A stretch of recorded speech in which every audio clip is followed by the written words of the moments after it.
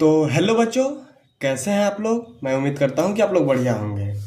तो जैसे कि कल 17 फरवरी और आप लोग का हिंदी का पेपर है, तो उसमें कि मैं पिछले वीडियो में बताया था कि 50 से 55 नंबर का ग्रामर पूछता है। तो आइए कुछ मतलब कि मैं मोस्ट वीवीआई ग्रामर बता देता हूं, और फिर आप लोग कल कल का एग्जाम का पेपर पूरा फाड़ के आइएगा। कहने का मतलब कि क्वेश्चन मत फाड़ के आइएगा, यानी मतलब खूब बढ़िया से उसको सजा कर लिखना है, ठीक है। तो सबसे पहले पूछता है उच्चारण स्थान।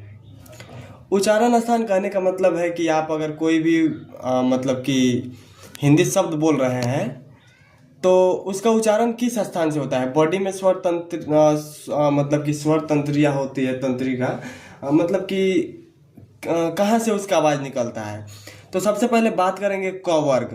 क और वर्ग मिस क्लास होता है। हम लोग बचपन में पढ़े हैं कि वर्ग मिस क्लास होता है। तो क का क्लास यानी क के अंदर 5 आता है। क, ख, ग, घ, अंग, यानी क के अंदर जितने भी मतलब स्टूडेंट है इसे क वर्ग कहते हैं। सेम च वर्ग, ट वर्ग, त वर्ग, प वर्ग, ठीक है। तो क वर्ग क ख ग घ अंग, च वर्ग च छ ज झ इय, ट वर्ग में ट ठ ड ढ़ अण, और त वर्ग में त थ द ध न, प वर्ग में प फ ब भ म, ठीक है। तो अब बात करते हैं कि क वर्ग। तो एक सिंपल ट्रिक याद कर लीजिएगा, केटीएम 2, ठीक है। केटीएम जो बाइक होता है उसे मांगना है, केटीएम 2। अब कहने का मतलब है, इसका मतलब क्या हुआ भाई। तो के से कंठ, ठीक है, के से कंठ, और टी से तालु, एम से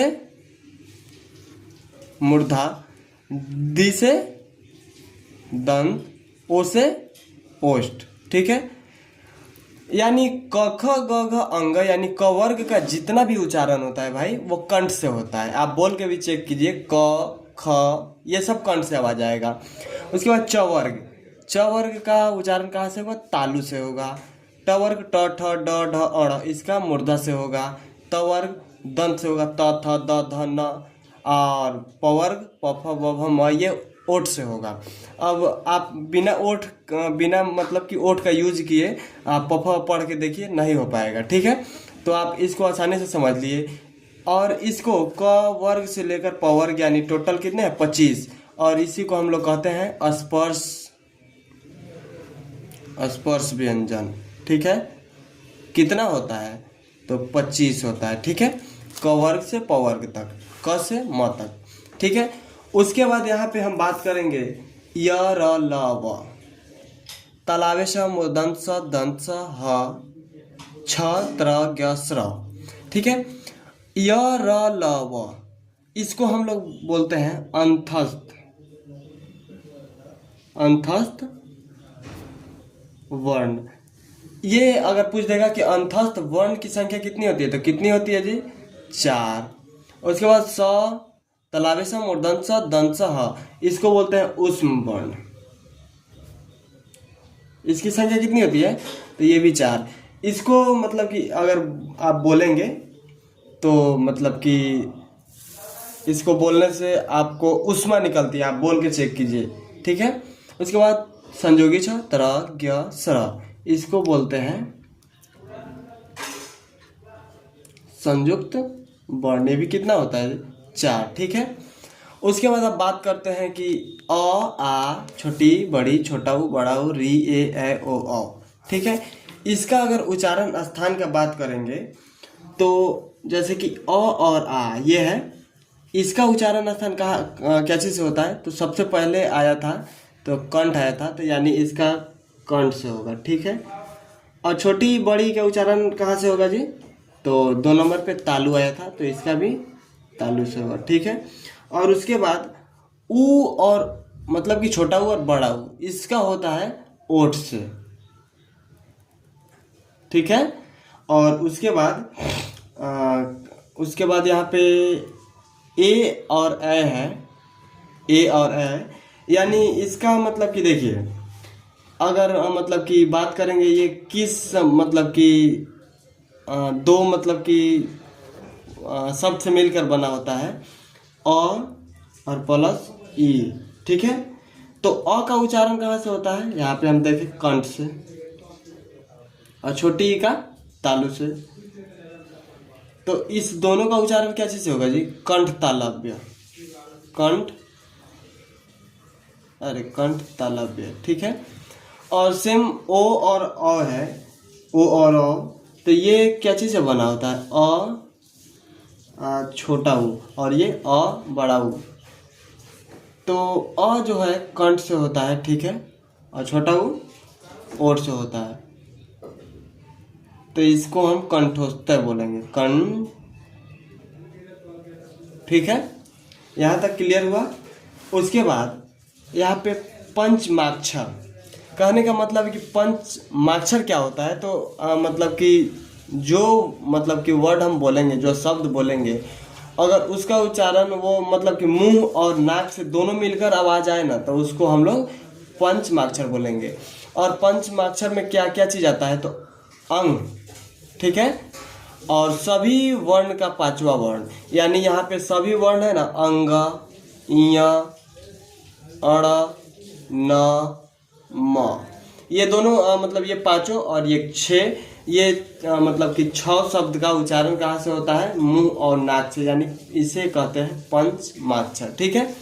उसके बाद आइए घोष। घोष किसे कहते हैं, घोष वर्ण ऐसा वर्ण जिसको बोलने से कंपन होती है, घर्षण होती है। देखिए अगर कोई शब्द बोलेंगे ना, तो अगर उसमें घर्षण आपको महसूस होगी, अंदर से घर्षण होगा, वाइब्रेट होगा, तो उसी को हम लोग बोलेंगे घोष। अघोष किसे कहते हैं, इसमें कंपन नहीं होता है, यानी इसको बोलिएगा तो आपको कंपन महसूस नहीं होगा। तो अब घोष, घोष वर्ड कैसे पहचानेंगे और अघोष कैसे पहचानेंगे, तो जैसे क ख ग घ अंग च छ ज झ इ ट ठ ड ढ अ लिख दिया है, शुरू का 2 यानी क ख च छ ट ठ, ये मतलब कि अब नीचे त थ द ध, नीचे प फ ब, यानी शुरू का 2 वर्ड है ना, इसी को हम लोग अघोष वर्ण कहते हैं, और बाकी ये 3 है ना, इसे हम घोष वर्ण कहते हैं, ठीक है। इतना आपको क्लियर हुआ। उसके बाद यहाँ पे अल्प प्राण और महाप्राण दिया है, ठीक है।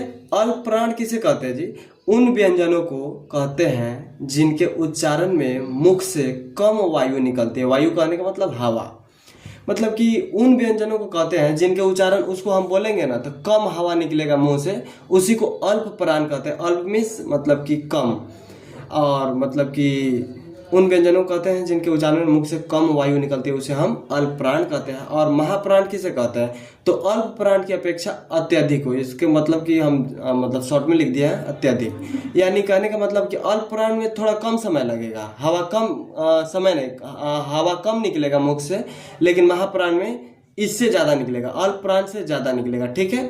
तो इसको हम कैसे पहचानेंगे, तो जैसे क ख ग घ अंग च छ ज झ इ ट ठ ड ढ अ, ऐसे आप नीचे कर लीजिएगा। तो जो ये सर्कल में किए है ना, पहला, तीसरा और पांचवा, ये जो है ना, जैसे कि ये सर्कल में जितने भी वर्ड है, पहला, तीसरा, पांचवा, इसे ही हम कहते हैं अल्प प्राण। इसे हम लोग क्या कहते हैं जी, तो अल्प प्राण, ठीक है। और ये जो स्क्वायर में जो किए हैं, इसे यानी दूसरा और चौथा, इसे हम लोग क्या कहते हैं, महाप्राण, ठीक है। अब आप लोग ये कमेंट में बताइएगा कि ब जो है, ब ये अल्प प्राण है कि महाप्राण है, ठीक है। उसके बाद यहाँ पे कुछ मुहावरा है, जैसे कि मेरे पास इसका PDF है, आप मैसेज कीजिएगा, मैं PDF सेंड कर दूंगा। देखिए, आंखों का तारा होना, यहाँ पे आपको टोटल 25 मुहावरा देखने को मिलेगा, ठीक है। और ये 25 मतलब कि 2026 एग्जाम के लिए वेरी वेरी इंपॉर्टेंट होने वाले हैं, ठीक है। आंखों का तारा होना, यानी कहते हैं कि तू तो मेरे आंखों का तारा हो गया है, यानी बहुत प्यारा होना, ठीक है। नाक में दम करना, तो हम लोग देखते हैं कि रात को सोने के बाद मच्छर हम लोग को नाक में दम कर देते हैं, ऐसे सुनने को मिला है। तो इसके मतलब होता है बहुत परेशान करना। काम तमाम करना, अरे जाके उसका काम तमाम कर दो, यानी नष्ट कर दो। आप लोग भी कल जाके एग्जाम में काम तमाम कर दीजिएगा, ठीक है। कीचड़ उछालना, दोष लगाना,